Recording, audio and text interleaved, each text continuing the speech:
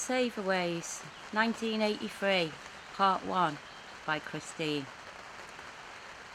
We counted the pile of 10p's on the table.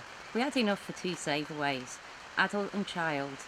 Adults are all areas, child was all areas anyway. Dad made the butties while I was dawdling and doing handstands against the bathroom door, making sure it was locked. Dad had a proper sulk with me the other week when he knocked me flying into the living room because I was on the other side of the door doing a handstand when he walked in. I made it worse by doing my damn fly act, expecting it to be one of my brothers who just tried to kill me and knock me into the brown formica table. After a moment of screaming, "Look what he did to me!" I opened my eyes to find the man, who usually comes to my rescue, scolding anyone in his path. The bathroom door was the only door in the house with a lock on it. After brushing my teeth, rubbing my face with a wet and warm flannel coated in palm olive soap and rubbed together to form a froth, gargling along to the tune of Ave Maria with a teaspoon of salt and a glass of warm water, I spit.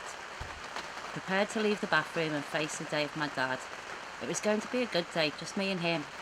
I did a jiggle, a giggle, one last handstand quietly against the door, rolling into a curl on the floor, pirouetting up, raising my leg over the sink, smiling in the mirror, touching my nose with my tongue, wriggle my shoulders, touch one ear to one shoulder and then the next, stand up straight, feel uncomfortable, wriggle about again, unlock the door. Blink my eyes. 1, 2, not bad. Smile. Don't blink again all day. It was a bank holiday, so we had chicken butties with chicken left over for Sunday lunch. The doctors had said that due to Dad's heart condition, he wasn't allowed butter. I know we both had butter on our butties that day. We agreed that they wouldn't be butties otherwise. They would be margarinis, and no one wants to eat one of them. A bottle of squash and chicken butties with salt and butter and medium sliced bread. Divine. Dad had been out of work since his company went bust. He was a haulage contractor and a commercial mechanic on the Dock Road in Liverpool, doing very well before I came along. But by 1983 everything was gone. There was no longer any income, and there was a new baby in the family. Dad got angry when he saw politicians on the telly. He said they were all arseholes. If you've read some Kurt Vonnegut, you'll know what an arsehole looks like already.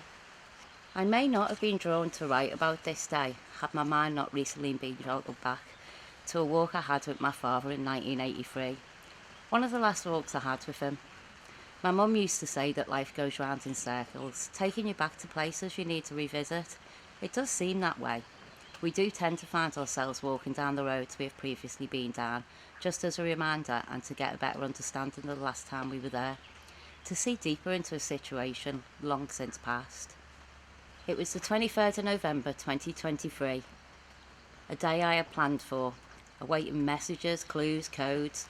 What was it going to be? I don't know when I started waiting for that day, but it was likely a few years before, 2017 probably, but that period was all of a blur, given the circumstances. I couldn't ever reliably remark on what happened that year. I survived, and so did those that I entered into it with. That was our blessing. We're all still here, but one. But that's another story altogether. It was cold, the wind swirling around the pier head, rain changing direction between every building. Rain often fell sideways on the waterfront. We congregated, waiting for the hour and for the ice cream van to appear, and again, and more importantly, the pyramid. Dazzle was waiting at the end of the landing pier. "Get in, it's right, it's fucking Dazzle!" I squealed. I hadn't come to terms yet with my power of manifestation. Dad dropped a pile of 10p's on the bus conductor's tray. We got on at the Douglas Drive end of Moss Lane. We were on the free turn out of Maghull. This is when we had our best times, just me and my dad. Maghull held tensions. It was indeed a nicer place to live than Norris Green, but it was still fucking grim.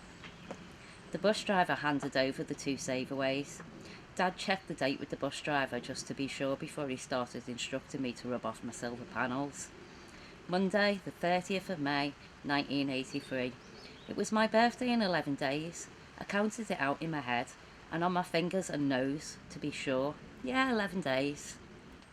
We got upstairs before the bus turned the corner into Foxhouse Lane. Sitting in the front left seat, my feet dangled from the chair. I was sat next to the window and I squished my face against it. I breathed out and watched the condensation from my breath spread out across the window, blurring my view. I sat back and drew a smiley face on the window, then looked through the eyes to see the houses below with their gardens with big trees. I love those trees, all of them. They've been there all my life. Dad looked on the opposite side of the road. His favourite pub was over there. It was too early now for it to be open. I wondered if Dad would pop out for last orders tonight. As we drove past the bungalows, I remarked how they looked like cute little dolls' houses with paper flowers all around the edges of their neat gardens. My mum loved neat little front gardens. Ours was a neat little garden, until my dad and my brother messed it up, parking their cars on the drive to fix them, pouring oil down the path and then taking the wheels off and letting the car sit on bricks for weeks. I don't think the neighbours liked it much either. As we turned the corner onto Hall Road, Dad squeezed my knee, partly to stop me from kicking the panel of the bus in front of me so I didn't annoy the driver, but also to make me laugh. It got me every time. I didn't want to laugh. I hated the sensation of having my knee squeezed, but Dad did it anyway.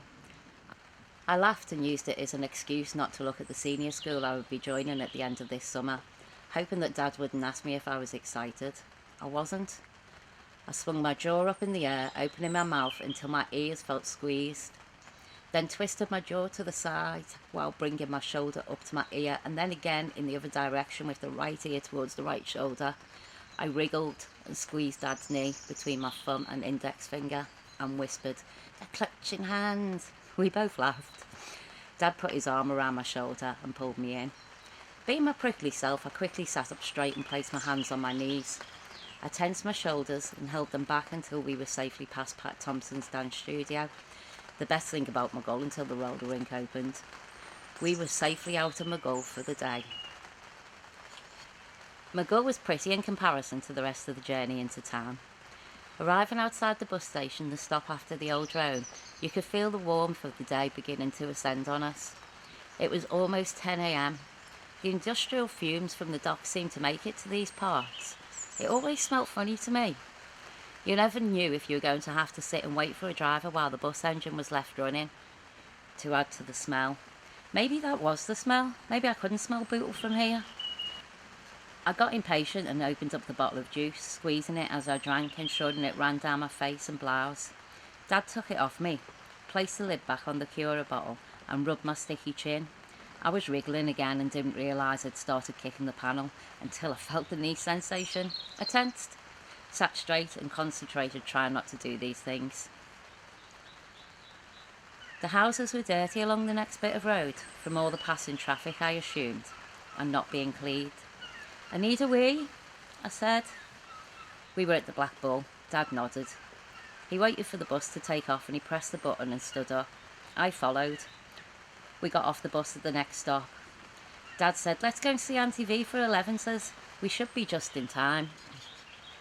We crossed over the road, over the bridge and down the road to the cleanest house on the street. We knocked on the door. Uncle Martin was by the vestibule with his coat on. He was just going out with Alan. We said hello and goodbye in a brief exchange, and then me and my dad wandered down the back of the house to find Auntie V in the kitchen. We'd passed the dining table on the way through. It was set for 11s with cakes all laid out. Auntie V jumped when she heard Dad's voice, expecting it to be Uncle Marty. She threw her arms around him, repeating his name. "Oh, Billy, Billy, Billy!" Only stopping when she saw me in the doorway behind, slowly walking past the cakes with bigger eyes than usual. She kissed me on the head, spun me around into a chair, put a lovely china plate in front of me and reached for a doily to cover the plate. "Which one do you want first?" she asked. This was an informed decision and one that was easy to make. "Can I have the Victoria sponge, please, Auntie V?" I knew I couldn't travel far with a slice of that, and the others looked like they could be wrapped up in a doily. Dad and his twin sister went off to the kitchen while she made a fresh pot of tea. I could hear them talking while my finger scooped the cream out of the middle of the cake and popped it into my mouth. Auntie V made me a cup of tea too, which reminded me I needed the loo. I asked politely and then made my way upstairs. It was just a loo on its own, with tiled walls, no lock on the door and no room whatsoever to do a handstand. I went down the stairs on my bum and did a roly-poly towards the vestibule door, being very careful not to kick it.